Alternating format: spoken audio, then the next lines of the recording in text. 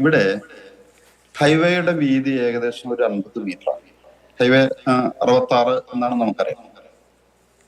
അതിനോട് ചേർന്നിട്ടാണ് ഈ ഗംഗാവാലി പുഴ. അതിന്റെ വീതി ഏകദേശം 400 മീറ്ററിൽ കൂടുതൽ. ഒരുപാട് വെള്ളം വരുന്നതാണ്. അതിന്റെ ഡെപ്ത് പറയുന്നത്, ആഴം പറയുന്നത് 7 മീറ്റർ വരെയാണ്. അതായത് 21 അടി ഡെപ്ത് ഉണ്ട്. അത് 6.5 മീറ്ററിന് 7 മീറ്ററിന് ഇടയ്ക്ക് അതിന്റെ ഡെപ്ത് ഉണ്ട്.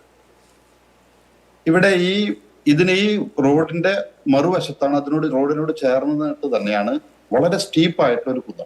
ഈ കുന്നുകൾ പശ്ചിമഘട്ടത്തിന്റെ ഭാഗമായിട്ടുള്ളത്. ഇവിടെ മണ്ണിടിഞ്ഞിരിക്കുന്ന ഒരു ദൃശ്യങ്ങൾ കണ്ടതിൽ നിന്നും, നമ്മളുടെ ചാനലുകളിൽ നിന്നുള്ളതും ആകാശ ദൃശ്യങ്ങളൊക്കെ കണ്ടതിൽ നിന്നും മനസ്സിലാവുന്നത്, ഏകദേശം ഈ പുഴയിലേക്ക് നേരിട്ട് മണ്ണ് പതിച്ചിരിക്കുന്ന കുന്നിനോട് ചേർന്ന്, ഇപ്പൊ ഏകദേശം 1/2 കിലോമീറ്റർ നീളത്തിൽ റോഡിനോട് ചേർന്ന് മണ്ണിടിഞ്ഞു എന്ന് നമുക്കറിയാം.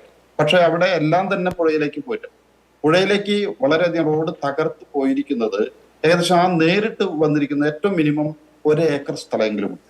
അവിടെ 25 മീറ്റർ വരെ ഹൈറ്റ് ആണ്. അതായത് ഏവറേജ് ഒരു 14 മീറ്റർ വരെ അവിടെ വരാം. താഴെ ആ 14 മീറ്റർ വരെ കട്ടിങ്ങിൽ മണ്ണ് അവിടെ നിന്ന് റിമൂവ് ചെയ്യപ്പെട്ടിരിക്കുകയാണ്, താഴേക്ക് ഒഴുകിയിരിക്കുന്നത്.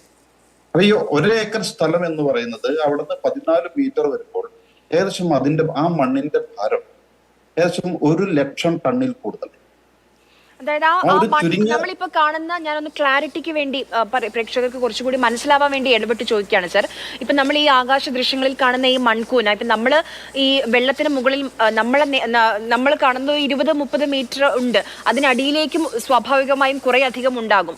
അത് ആ ഒരു മൺകൂനയുടെ ഭാരം 1 ലക്ഷം ടൺ ഉണ്ടാകുമെന്നാണോ പറയുന്നത്? അല്ല, ഇടിഞ്ഞു പോന്നിരിക്കുന്നത്, കുന്നിൽ നിന്ന് ഇടിഞ്ഞു പോന്നിരിക്കുന്ന 1 ലക്ഷത്തിലധികം ടൺ മണ്ണായിരിക്കും. അതിന്റെ ഏകദേശം ഒരു 4/1 മാത്രമേ റോഡിൽ നിക്ഷേപിക്കപ്പെടാനായിട്ട് സാധിക്കൂ. ബാക്കിയെല്ലാം പുഴയിലേക്ക് ഒഴുകിയിട്ടുണ്ട്. കാരണം വെള്ളത്തിന്റെ സാന്നിധ്യം വളരെ കൂടുതലുള്ളത് കൊണ്ട് തന്നെ അത് വളരെ വേഗത്തിൽ തന്നെ ഒഴുകി പുഴയിലെത്താനായിട്ട് സാധ്യത കൂടുതൽ. അപ്പൊ ഈ പുഴയിൽ കാണുന്ന ദൃശ്യങ്ങളിൽ നിന്ന് മനസ്സിലാവുന്ന ഏകദേശം 25-30 മീറ്ററോളം നീളത്തിലുള്ള ഒരു മൺതുരുത്ത് അവിടെ രൂപപ്പെട്ടിരിക്കുന്നു. അതിന്റെ മോൾ ഭാഗം മാത്രമാണ് നമ്മൾ കാണുന്നത്. അതിന് താഴേക്ക് ഏകദേശം 7 മീറ്റർ കിടക്കുകയാണ്. ആ മോളിൽ 30 മീറ്റർ നീളത്തിലുള്ള അല്ലെങ്കിൽ അത്രയും വിസ്തൃതിയിലുള്ള അതിന്റെ മുകൾ ഭാഗം രൂപപ്പെടണമെങ്കിൽ, അത് സുരക്ഷിതമായിട്ട് അവിടെ നിൽക്കണമെങ്കിൽ, കാരണം 400 മീറ്ററോളം വീതിയുള്ള പുഴയിൽ അതിശക്തമായിട്ടുള്ള ഒഴുക്കാണ്. ആ ഒഴുക്കിനെ പ്രതിരോധിച്ചുകൊണ്ട് ആ മൺകൂന അവിടെ നിൽക്കണമെങ്കിൽ ഏറ്റവും ചുരുങ്ങിയത് സ്വാഭാവികമായിട്ട് നമുക്ക് ഊഹിക്കാവുന്നതേ ഉള്ളൂ, അതിന്റെ അടിവശം, അതായത് 7 മീറ്റർ താഴെ, ആ മുകൾ ഭാഗം 30 മീറ്റർ ആണെങ്കിൽ താഴെ ഭാഗം 100 മീറ്റർ അധികം നീളത്തിൽ അവിടെ ഡെപ്പോസിറ്റ് ചെയ്യപ്പെട്ടിരിക്കുന്നത്. 100 മീറ്റർ നീളത്തിലും അത്ര തന്നെ ഏകദേശം വീതിയിലും തന്നെ മണ്ണ് ഡെപ്പോസിറ്റ് ചെയ്യപ്പെട്ടിരിക്കാം. അത്ര വലിയൊരു മൺകൂനയാണ് ഈ പുഴയുടെ മധ്യഭാഗത്തായിട്ട് രൂപപ്പെട്ടിരിക്കുന്നത്.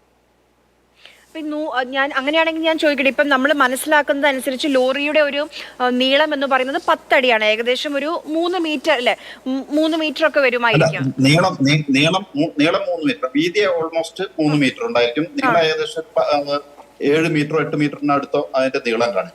ഇത് അതിനകത്ത് ഇത്രയും ക്വാണ്ടിറ്റി മണ്ണിനകത്ത് പെട്ട് കഴിഞ്ഞാൽ തന്നെ ഒന്നുമല്ലാത്ത വളരെ നിസ്സാരമായിട്ടാണ് അത് വരുന്നത്. കാരണം ഈ ലോറിയെ, ഈ ട്രക്കിനെ മൊത്തത്തിൽ ഈ മണ്ണിനോടൊപ്പം തന്നെ ചേർത്ത് ഒഴുക്കി നേരെ പുഴയുടെ മധ്യത്തിലേക്ക് കൊണ്ടുപോകാനായിട്ടുള്ള സാധ്യത വളരെ കൂടുതൽ.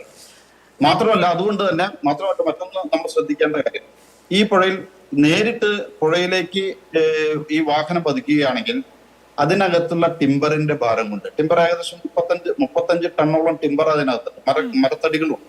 ആ മരത്തടിയുടെ ഭാരം കൊണ്ട് അത് ലോറി മുകളിൽ പൊന്തി നിൽക്കുന്ന ഒരു സാഹചര്യം പുറമെ നിന്ന് തന്നെ ദൃശ്യമാക്കാവുന്ന രൂപത്തിലൊരു സാഹചര്യം ഉണ്ടായേനെ. അത് ഒഴുകി നടന്നേനെ. ആ ഒഴുകുന്ന സമയത്ത് നമുക്കത് കാണാൻ കഴിയുമായിരുന്നു. പക്ഷെ ഇവിടെ സംഭവിച്ചിരിക്കുന്നത്, ഇത് പൂർണ്ണമായിട്ടും മണ്ണിനടിയിൽ തന്നെ പെട്ടുപോകാനായിട്ടുള്ള സാധ്യതകളാണ് വളരെ കൂടുതൽ.